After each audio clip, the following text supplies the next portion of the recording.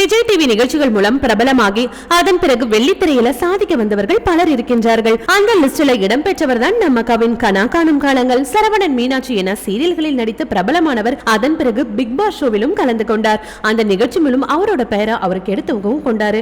Big பாஸை தொடர்ந்து lift படத்துல நாயகனா நடித்து வெற்றியும் பெற்றார். அதன் பிறகு டாடா என்ற படத்தில் கவின் ஒரு சிறப்பான நடிப்பை வெளிக்காட்டினாரு. அந்த படத்தின் மூலமா அவரோட வளர்ச்சியும் நம்ம அதிகமாச்சுனே சொல்லலாம்.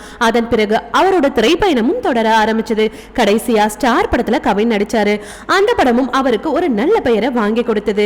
இந்த நிலையில நடிகர் கவின் தனது 33வது பிறந்த நாளை கொண்டாடி வருகிறார். இதனை அடுத்து திரைப்பிரபலங்கள், ரசிகர்கள் உள்ளிட்ட பலரும் அவருக்கு வாழ்த்து தெரிவித்து வருகின்றனர். லிப்ட், டாடா போன்ற படங்களின் வெற்றிக்கு பின்னர் ஒரு படத்துக்கு ரூபாய் 1.5 கோடி முதல் 2 கோடி வரை சம்பளம் வாங்கி வருகிறாராம். இதன் மூலம் ஒரு ஆண்டுக்கு ரூபாய் 1 கோடி வரை வருமானம் கிடைக்கிறதாம். இதன் அடிப்படையில் கவினின் சொத்து மதிப்பு சுமார் 5 முதல் 7 கோடி வரை இருக்கும் என்று சொல்லப்படுகிறது. சென்னையில் ஒரு பிளாட் இருப்பதாகவும் சொந்தமாக ஒரு காரும் வைத்துள்ளார். இது போன்ற சினிமா மற்றும் சீரியல் தொடர்பான செய்திகளை காண சினி டைம்ஸ் சேனலை மறக்காம சப்ஸ்கிரைப் பண்ணுங்க.